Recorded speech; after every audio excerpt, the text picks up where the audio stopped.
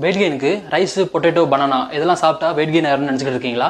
இந்த வீடியோ உங்களுக்கு தான். வீடியோக்குள்ள போகிறதுக்கு முன்னாடி என் பேஜை ஃபாலோ பண்ணிக்கோங்க. இந்த cheese and butter, rice, potato, banana இது எல்லாமே ஃபாஸ்ட் அப்சார்ப்டு கார்போஹைட்ரேட். இந்த ஃபுட் நம்ம டயட்டில் இன்க்ளூட் பண்ணுறதுனால நம்மளுக்கு எனர்ஜி சீக்கிரமே காலி ஆயிரும். ஸோ அப்போ நம்ம பாடிக்கு செகண்ட் எனர்ஜி சோர்ஸாக யூஸ் ஆகிறது ப்ரோட்டீன். நம்ம மசில் கெயினுக்காக இன்டேக் பண்ண ப்ரோட்டீன் எனர்ஜிக்காக வேஸ்ட் ஆயிரும். இந்த ரீசன்னாலையும் நம்ம டயட்ல ஃபாஸ்ட்டாக அப்சார்ப் ஆகிற கார்போஹைட்ரேட்டு அடிக்கடி நம்ம இன்டேக் பண்ணோம் அப்படின்னா நம்மளுடைய சுகர் லெவல் ஸ்பைக் ஆகி டவுன் ஆகும். ஸோ இது மாதிரி அடிக்கடி நம்ம நடக்கும்போது டயபெட்டிஸ் வரக்கூட சான்சஸ் இருக்கு.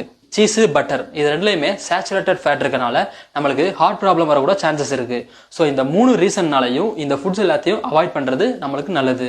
நம்மளுக்கு தேவை ஹெல்த்தியா வெயிட் கெயின் பண்றது தான், ஃபேட் கெயின் இல்லை. என்ன சாப்பிட்டா ஹெல்த்தியா வெயிட் கெயின் பண்ணலாம் பார்த்தீங்கன்னா, ஸ்லோவா அப்சர்வ் ஆகிற கார்போஹைட்ரேட், ப்ரோட்டீன், ஹெல்த்தியான ஃபேட். இது 3 ஃபுட் லிஸ்ட்டையுமே கேப்ஷன்லையும் நான் மென்ஷன் பண்றேன். நெக்ஸ்ட் வீடியோவில் பார்க்கலாம்.